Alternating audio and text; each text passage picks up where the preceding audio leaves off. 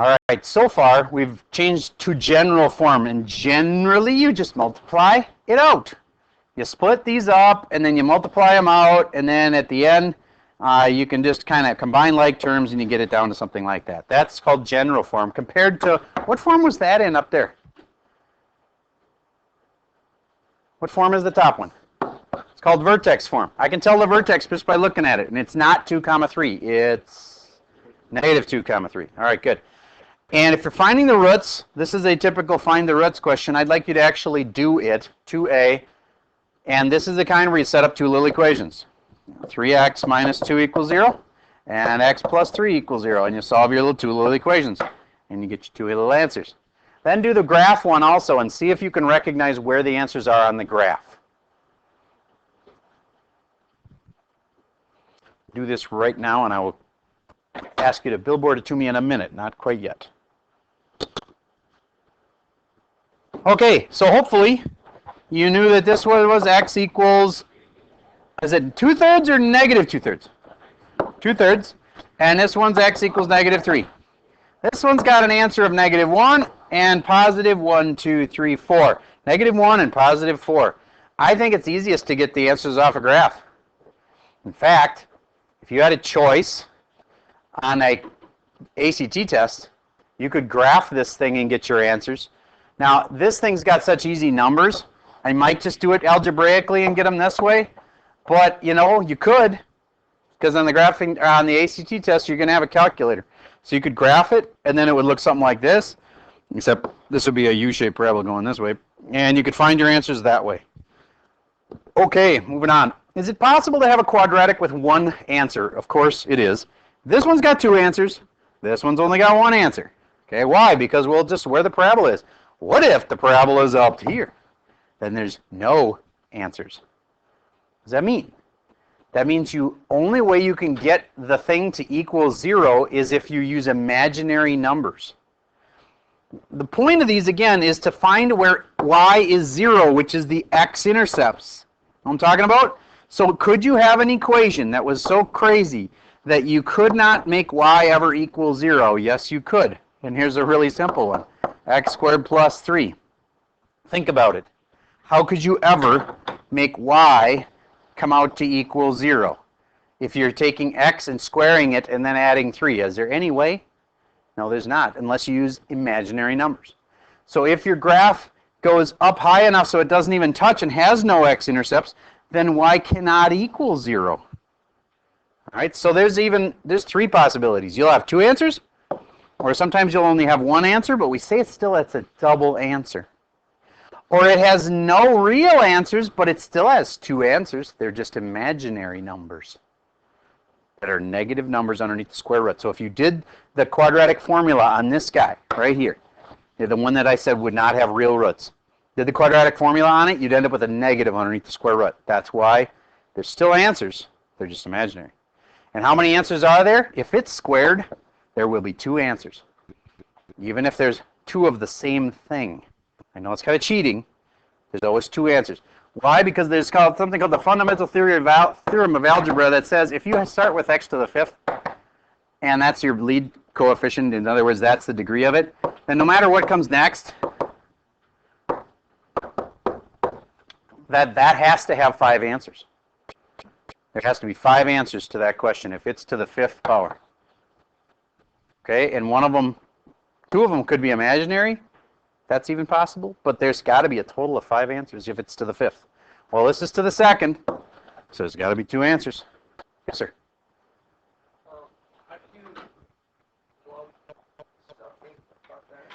Okay, well, this one right here has a being 1. It doesn't have a b term, so we say b is 0. And this one right here, the c is 3. So if you have a, b, and c, then you can do the quadratic formula. So again, a was 1.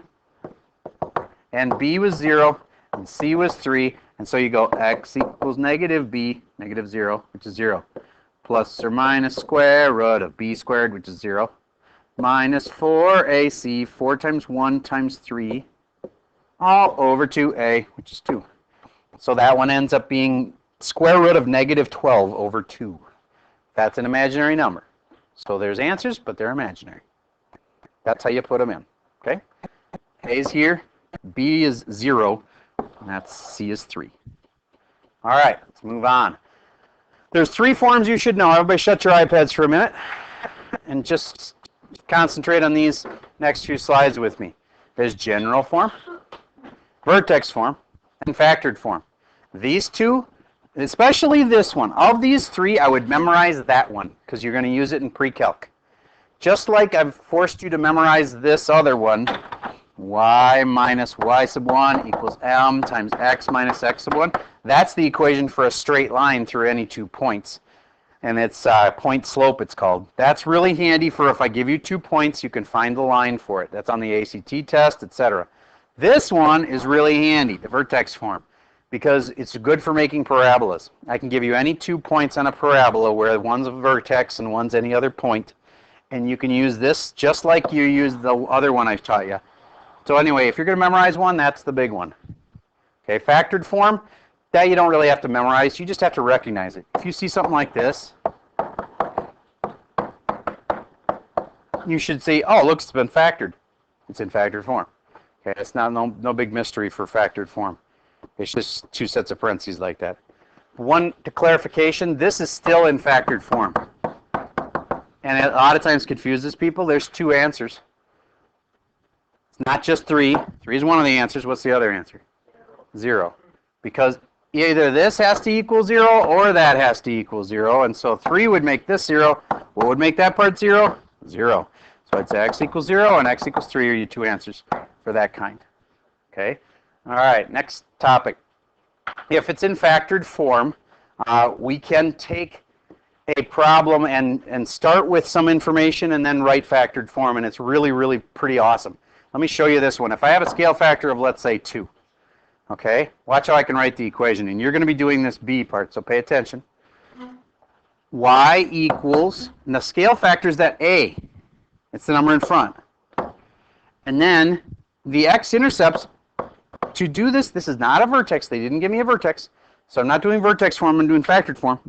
This answer right here, the -3, I bet somebody's smart enough to tell me what I should put in here to make that work. X plus 3. And this one? X minus 7. Awesome. There we go. I wrote the equation for that. Everybody write the equation for B.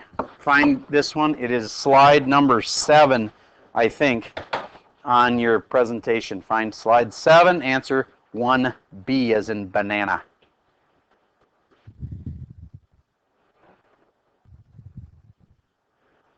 I'm going to pause for a second while you work on that.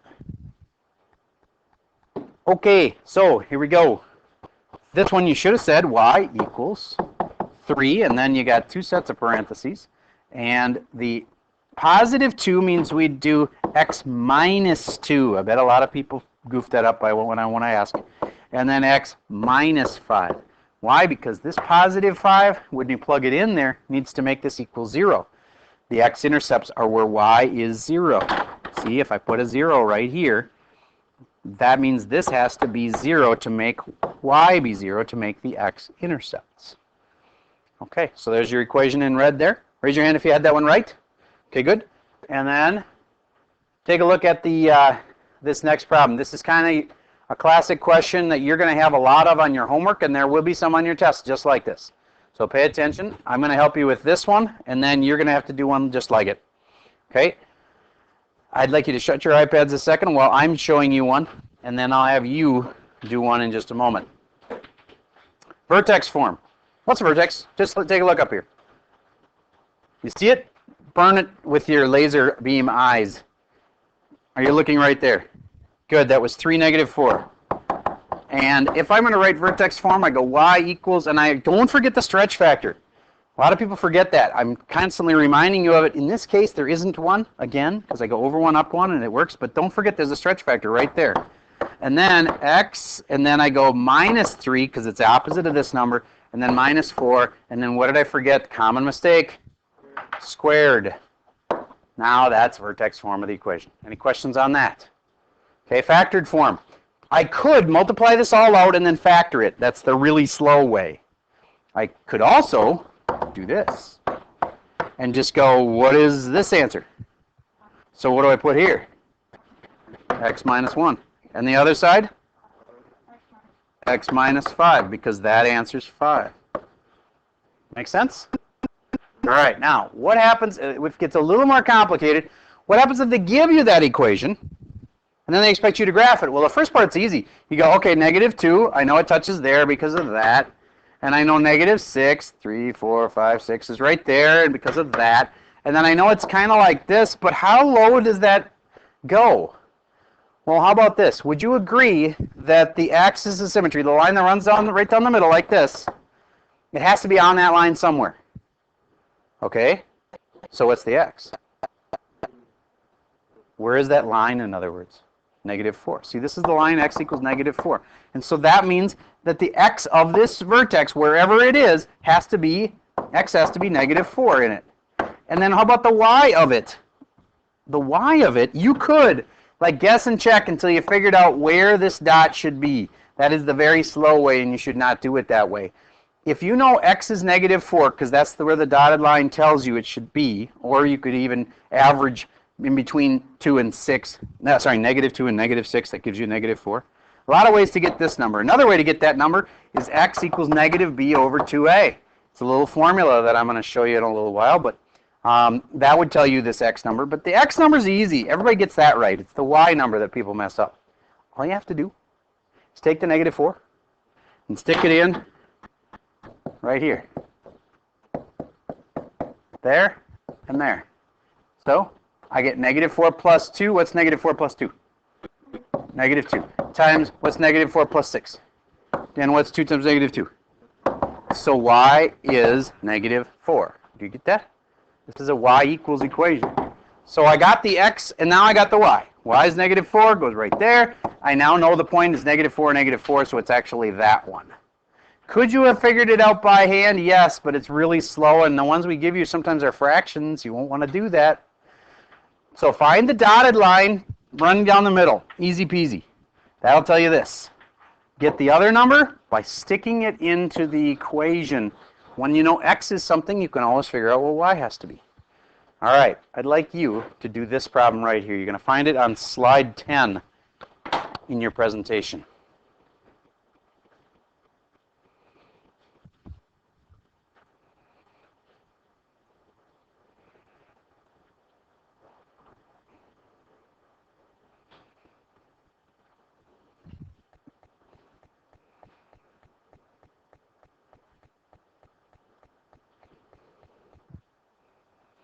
General form, generally, you just multiply it out.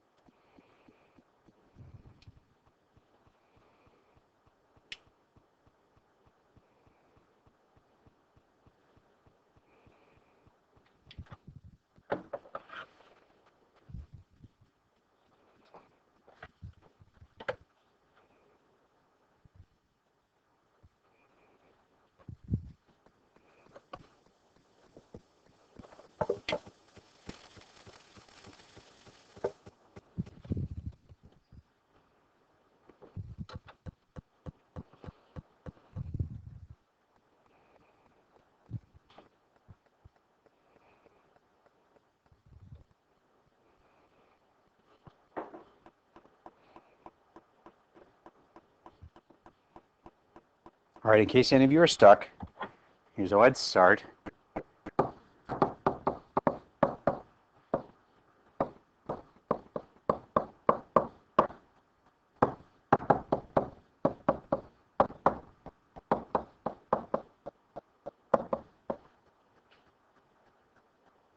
So I multiply that puppy all the way out. -2x squared plus 14x minus 20.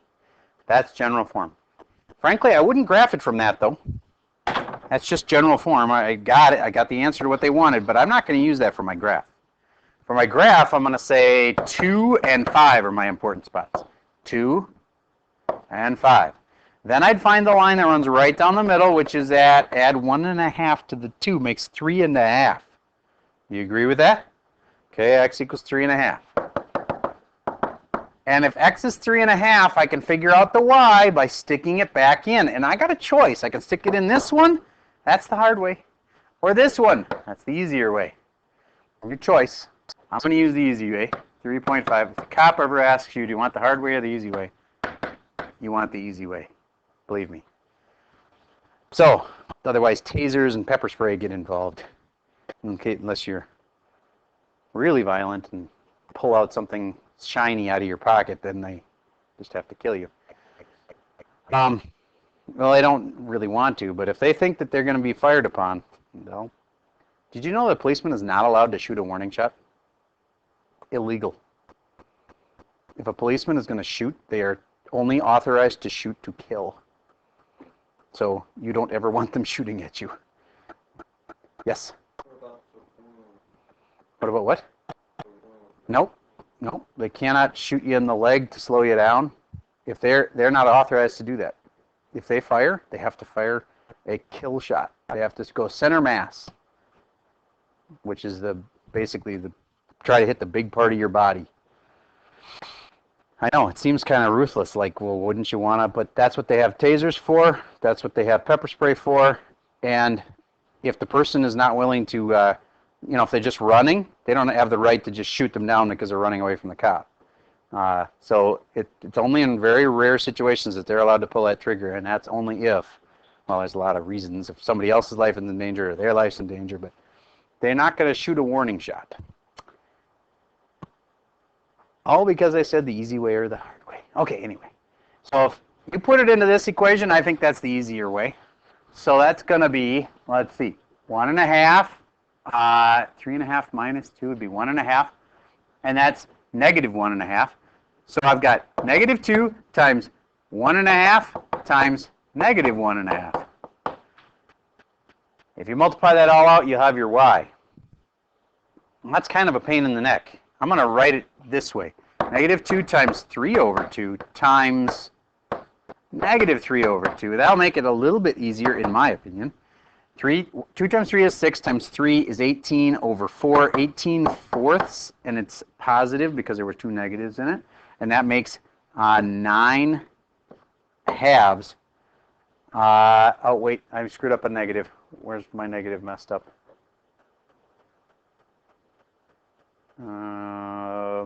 Oh, these are both negatives.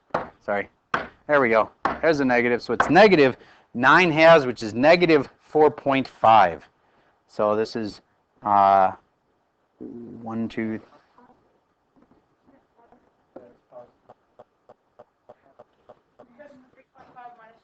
Oh, this is positive 1. Dang, positive. Okay, sorry, positive 4.5. Why is that? Oh, I get it. It's because the parabola doesn't go like this. What does the parabola go like? The other way. Why? Because this negative. Okay, so it's like this, and so it should be positive 4.5. So it's 3.5 comma 4.5. Anybody get that right? Raise your hand if you did.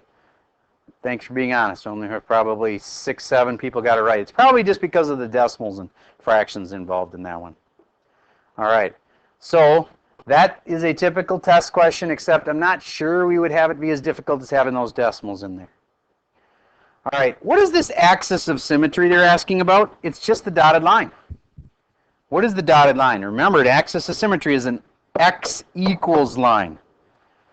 The axis of symmetry is x equals 3.5. All it is the dotted line here and where it is, and that dotted line is at x is 3.5. The y-intercept is where x is 0. I've got this so programmed into my head that I just say it automatically when I say the y-intercept. I say where x is 0. So I just stick in a 0 here and a 0 here, and poof, there's my answer, negative 20. That would be way off my graph, but if I extended my graph down here, it would touch down there somewhere. That make sense? Y-intercepts are easy because you just stick in x is 0.